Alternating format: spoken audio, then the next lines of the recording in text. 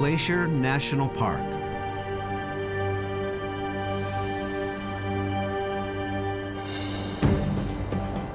Six dramatic peaks over 10,000 feet,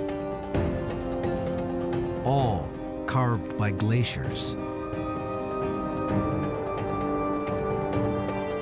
Lakes that hold icebergs year-round.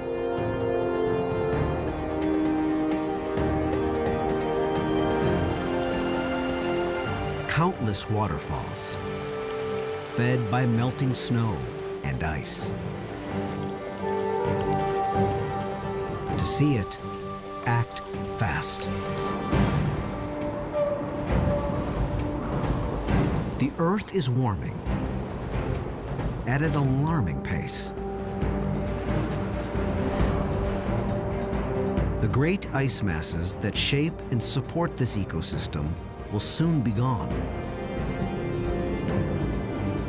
Many things will never be the same.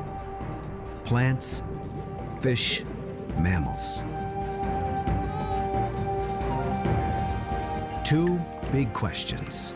How quickly will it change? And what defiant new wilderness will remain?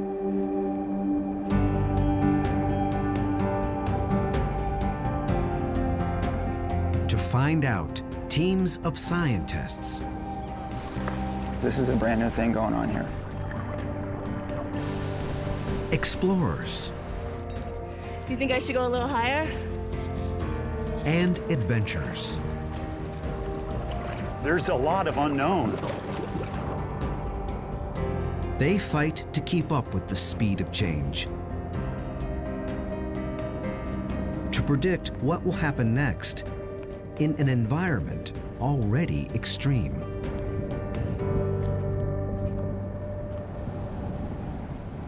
We've had one record of 166 miles an hour before the instrumentation blew away.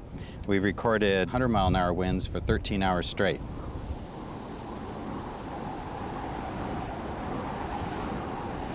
Dan Faegre is a scientist for the U.S. Geological Survey and this area's lead expert on glaciers. The right man to lead a key investigation.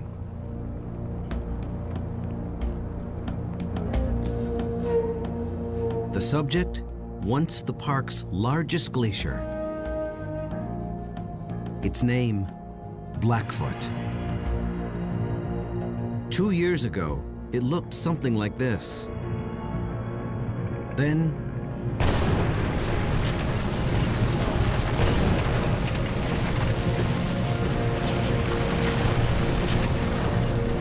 thousands of tons of ice collapsed at once. Some 25 acres gone. Perhaps a defining moment for this wilderness.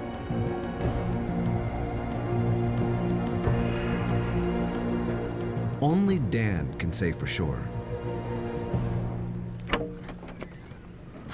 He's been desperate for an up-close look at the collapse.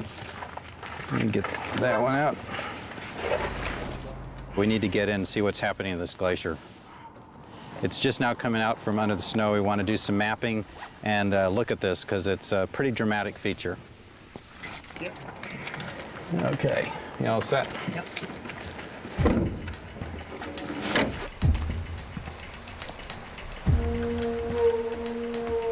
It's a 3-day expedition, much of it off the beaten track.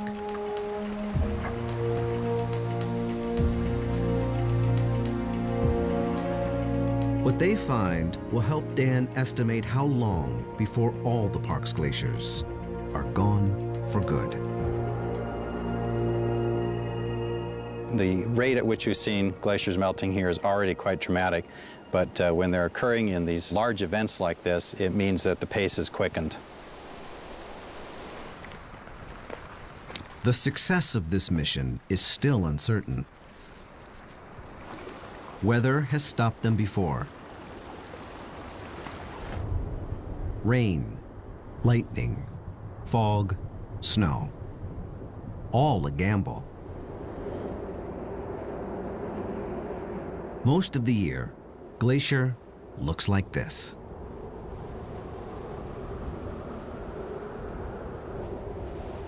The true nature of this wilderness hides beneath a blanket of white, up to 20 feet deep.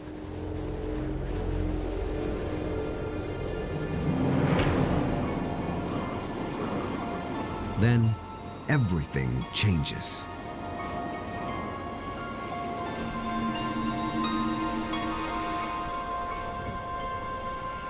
Summer opens a window, and for a brief time, explorers try their luck.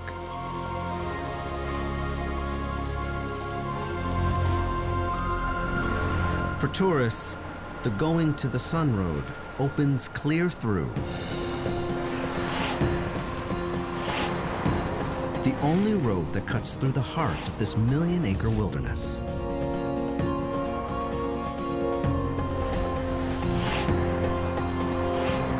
This road is how some 2 million visitors a year taste Glacier's splendor as they travel 50 miles from one side of the park to the other. But beyond the blacktop, safe passage in this region is less certain.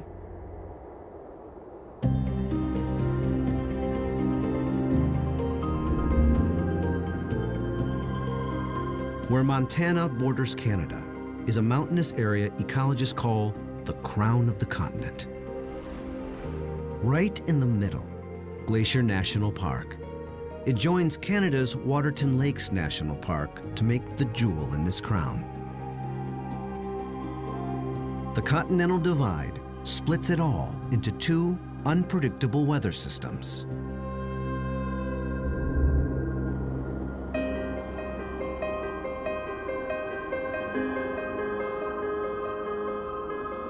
The mountainous western half is wetter, getting its weather from the Pacific Ocean. The eastern half is drier and adjoins the vast plains of the Midwest.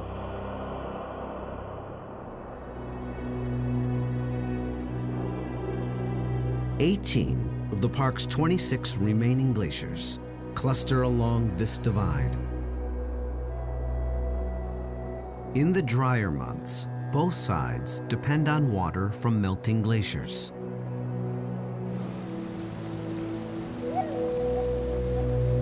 But for how much longer?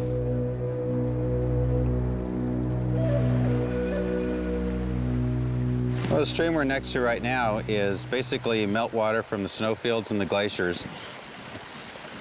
A lot of these systems that depend on this water are going to dry up and you'll have big changes in vegetation.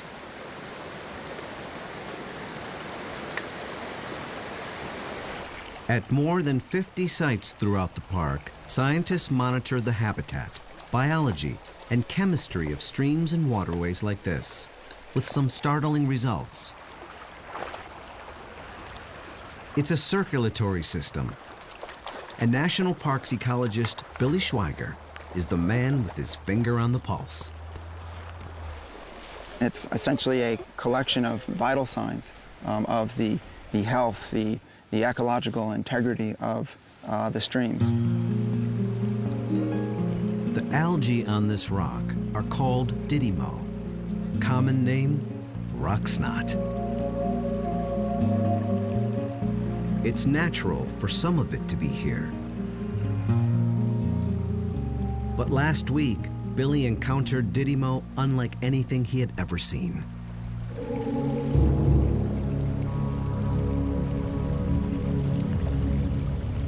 Look at this.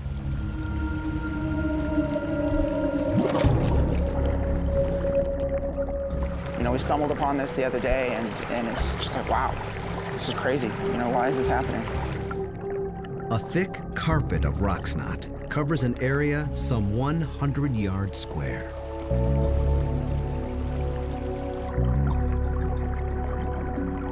Possibly the park's largest bloom ever.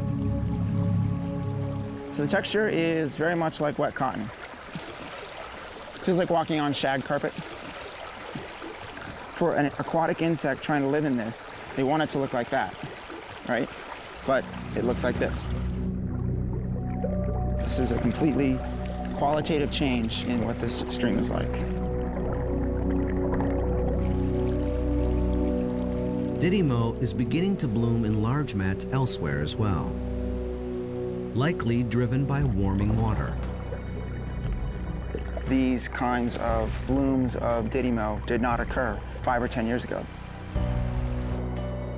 With water temperatures increasing, with the summers getting longer, there's a good chance that this will continue to increase.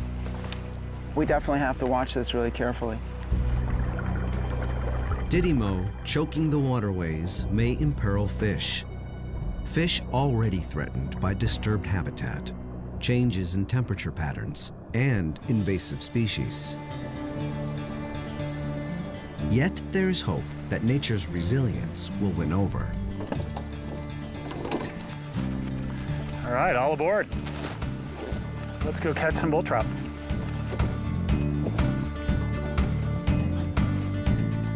Clint Mulfield is on a 3-day expedition to the park's remote north.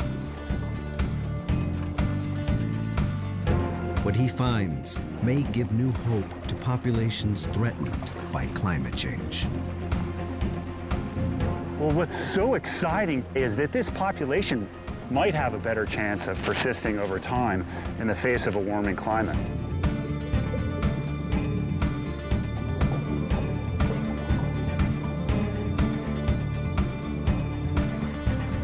This team of USGS fisheries researchers paddles across lower Kintla Lake. Below them, the type of biological change common throughout Glacier National Park. These native bull trout are threatened by invasive species. We've seen tremendous declines in bull trout populations to the point that many of these populations are literally on the brink of extinction. But traversing lower Kintla Lake is just the beginning of their quest. They've had a report of odd goings-on in the next lake up.